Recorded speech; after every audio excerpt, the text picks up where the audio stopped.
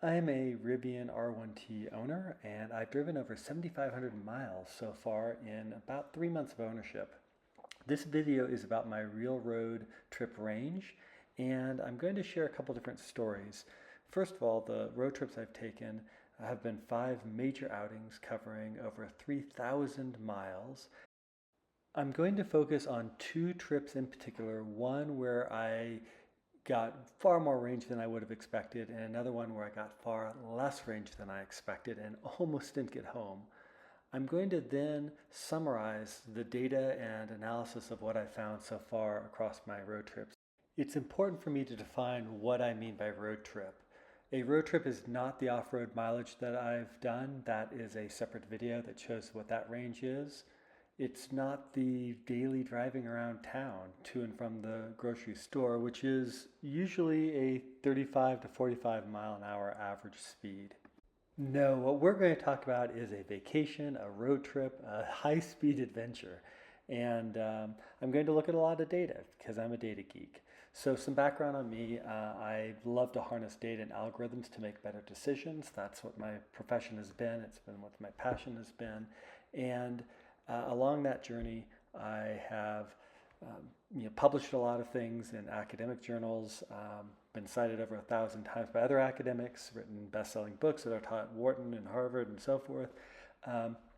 Even worked on some COVID modeling more recently, just as a pro bono effort to try to help forecasting and modeling, and turned out that my forecast was among the most accurate in the country, and I was able to do a little bit of good and help out in that area. But I'm an EV enthusiast at heart. I've had an EV for over 10 years. My first one was a Fisker Karma, and I use it mostly as an around town vehicle, so almost exclusively on electricity. And of course, one of the first things that I did when I had that was to begin to gather data and figure out the relationship between temperature and speed and range. And of course, that is a core issue for the Rivian as well. And so we're going to look at that much more closely as I take you through a couple of the stories and journeys that I've taken so far. Hey, this video is going to focus on a lot of data. I'm going to focus on a trip where I overperformed. I'll start with that one. Some that I underperformed and explain the differences.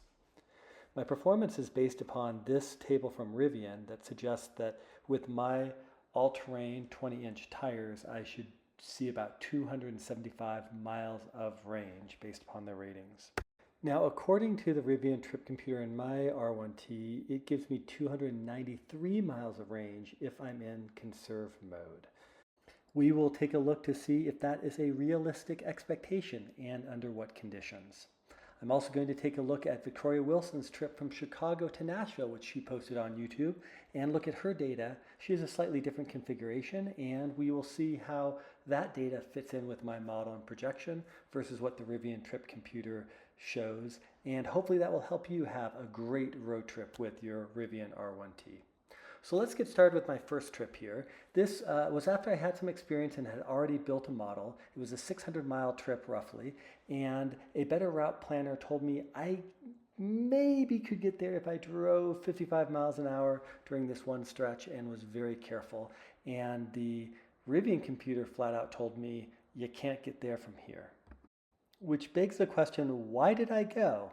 Well, I had already had several road trips, and I had got to a place where I almost didn't make it on one of them, and so I decided to analyze the data coming out of the Rivian and build my own model to project how far I could go under what conditions, and I was confident that I could make it. So I set out on this trip with 268 miles of range in conserve, which equates to 91% of a charge. My trunk was loaded, the front was loaded, the back was loaded. I was moving my kids' college stuff back home, and it was raining, the windshield wipers were on, the dogs were in the back, so I had the air for them and the air for me. And so it wasn't the ideal conditions for getting the maximum amount of range, but the trip was a success. So I made the first stop at that first charger that you see there, and I had an opportunity to take the dogs for a walk, check the vehicle, and everything was going great. In fact, the tonneau kept all of the materials dry, which is great. The range that I had for 165 miles at 72 miles per hour 52 miles of range remaining. The problem is that the Rivian was predicting that I would have 268 miles of range. So if you subtract the 165, I should have had 103 miles of range left, but I only had 51.6. So if we do the math and figure out what was going on in the predictions, here's what I find. The Rivian's computer was off by about 19%. It was overestimating the type of range I would get. That has a lot to do with the speed I was going. I was going faster, and it was cooler. It was 54 degrees most of this trip. If you look at a better route planner, it was better, but not great. It was off by 29 miles, about 10% state of charge. And what I'll call the R1T Rex model, my prediction, which is for those mathematically inclined, the regression formula is here. That was a lot closer. It was off by about 4 miles or about 2% of the range. You might be thinking, if I know that the Rivian is giving me less range than what the computer is telling me, why would I take this stretch of road that the Rivian computer is telling me that I do not have enough battery to get there? And the answer is because I felt pretty good about the model, and I knew that I could drive slower and increase range a lot, and that it would be warming up for this stretch of road. So I ventured off on this stretch of road from Mount Shasta through Reno up to Tahoe. The first place I was going to check in was in Johnstonville, and it was near Susanville, which does have a charger. It's not a fast charger, but if I needed to, I could plug in there. And the temperature ranged from 50 degrees at the coolest, but stayed around in the 60s and got as high as 66 degrees at one place. I traveled at 53 miles per hour on the average for this stretch of road, and speed and temperature have a huge impact on range. And so I knew that if I took it easier and went slower, I should be able to make it. So how did the Rivian computer do in calculating this part versus a better route planner and my model? Well, it did pretty good. We came in with 152 miles remaining, and considering the 281 miles of range that we left with and the 134 miles traveled, the computer was almost perfect. Now, what's interesting is that we got actually slightly more miles than what the Rivian computer expected, about 5 more miles. We got 36 more miles than what a better route planner predicted, and we got 33 miles more than what I predicted. So Rivian gets a gold star, and if you project these numbers out, if you wanted to drive that slow on a road trip, you could get 290 miles with the all-terrain tires and above 315 with the aero wheels and so forth. So that's good news. One other note though, as I was driving by, there are so many forest fire scars as you travel through the West. It is just such a great reminder of how important electric vehicles are and other sustainable solutions are to the way that we move forward. So with the great range performance I was getting, I decided to go through Susanville and make it all the way to Tahoe. As I got into Reno, I was driving faster and it was warmer, which is ideal for the battery, and I was confident I was going to make it. And in fact, I did. I came in achieving about 260 miles of range on this trip. I could have gotten to the 275 that Rivian promised if I chose to drive slower the rest of the route, and I was very happy with the range. I got home, I plugged in the charger, started to do the unpacking, and labeled this trip a success. So let me give you a rundown of the numbers and compare to Victoria's trip from Chicago to Nashville for reference. So on terms of the charging curve, this is from going from less than 20% up to almost 90% in an hour. And an hour and 15 minutes brought me to 95%. I was very happy with the charging curve given the size of the battery. Most of the time of the trip, I don't charge all the way to 100%, but there were sections of this route where I just needed to do that. And so I would take a page out of Victoria's road tripping book and take something to plug into the Rivian and make a nice lunch while you're charging up and enjoy the trip. So let's analyze their trip a little bit more closely. They gave a great screenshot that they had 83% state of charge when they left, and they showed the mileage when they pulled in and the state of charge. And with that information, we can calculate what the range the Rivian actually got. According to Rivian's Trip computer, 293 miles is what they should get with this tire package. With the conserve mode, which is what they drove in, they had 83% state of charge when they started.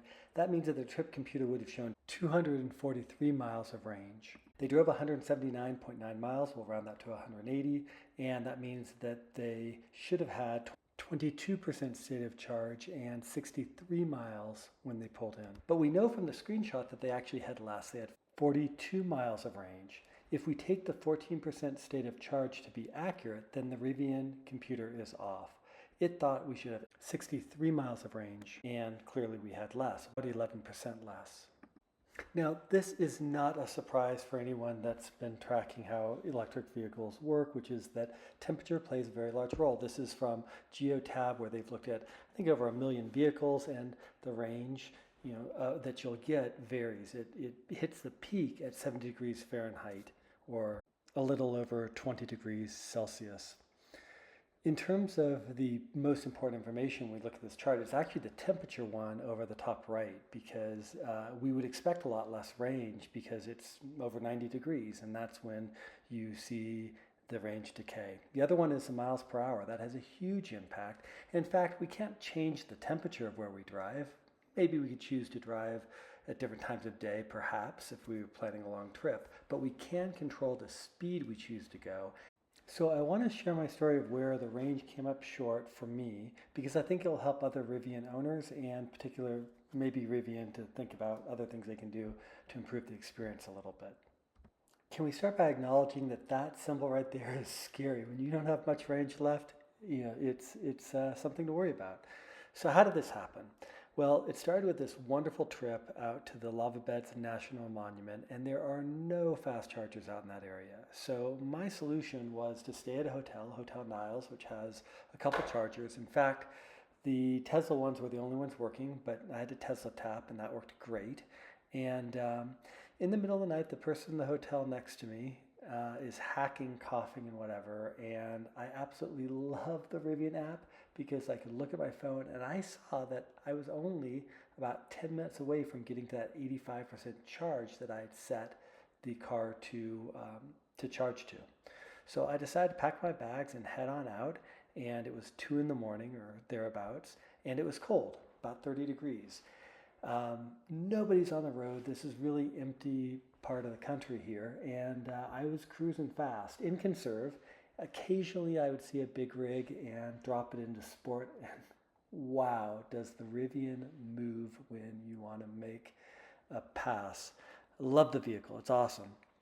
But I began to notice that the efficiency seemed lower than I would have thought. And even though 185 miles should have been no problem with the 231 miles that it was saying that I had in all-purpose, and presumably more in conserve, I was starting to get this intuition that maybe I wasn't going to make it. So I had in my mind the relationship between aerodynamics and speed, and if I dropped my speed, maybe I could get a lot more range and make it. I had backup plans. I was going to go through Reno. There's chargers in that city. There is also about a 2,000-foot climb up to my house, and if I was completely wrong and close, I could probably turn around and coast back down to a charger. Not great, solutions, but there were some backup plans. The main thing I focused on was resolving to build a model to get this better when I got home, and hoping that Rivian might, in a future update, give us a little bit more feedback and tools that would give us a better estimate of range. I did make it home. I made it home with 2% of charge left, and I did begin to collect data. Most of the data now is just in this temperature band, which means it's a linear model, and I really need the part of the curve where it gets hotter. I'm sure Rivian already has that. So what I'm hoping Rivian will do is they will include in their mapping software a fetch to temperature data along the route you're traveling, and then use a multilinear regression model to take into account temperature and speed. I do think it's very valuable to give people back the insight that considering the temperature, here is a different range variation you would see at different speeds so that you can then make the choice of how fast you want to go and how much you need to be careful about your range. In my case, once I had modeled my data, what I found was that if I had continued at 85 miles per hour, I would not have made it home. By lowering my speed to 70 miles an hour, I had a shot of making it there. Let's put it all together. We have Inside EV, out of spec, Edmunds, all doing a 100% to 0% range test that we can use for our analysis. We have Victoria's Roadtrip. We have several of my road trips and the data that I've used to create a model.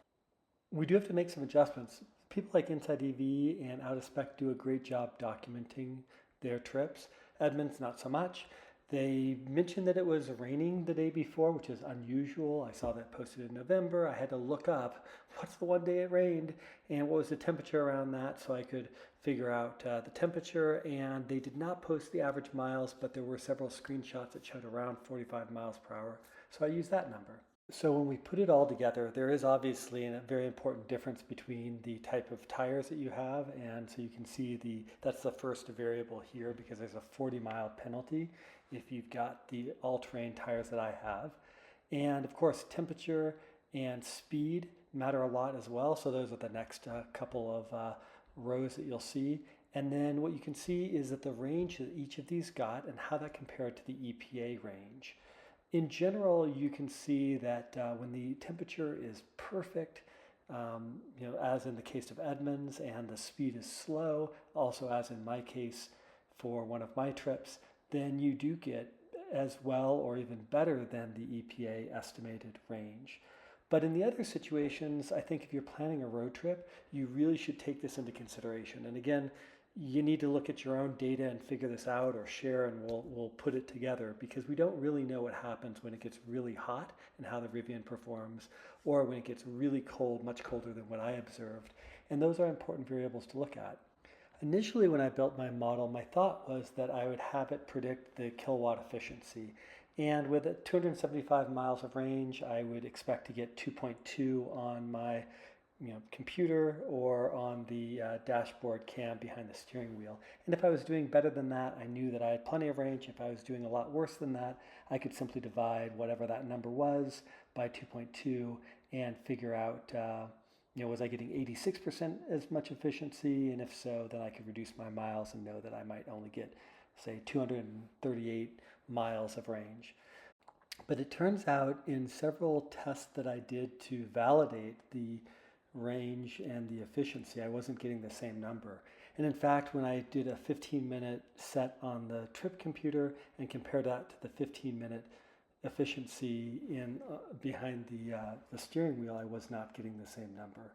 So I just don't think that that's a really reliable way to estimate your range today. I mean, take a look at these two screenshots, 1.94 versus 1.64, and here's the timestamps. They are within 2 seconds of one another, both measuring a 15-minute increment, supposedly. It's just too far off to use that as a reliable way of estimating your trip range, especially if you're getting close to where you might not make it if you relied on that estimate.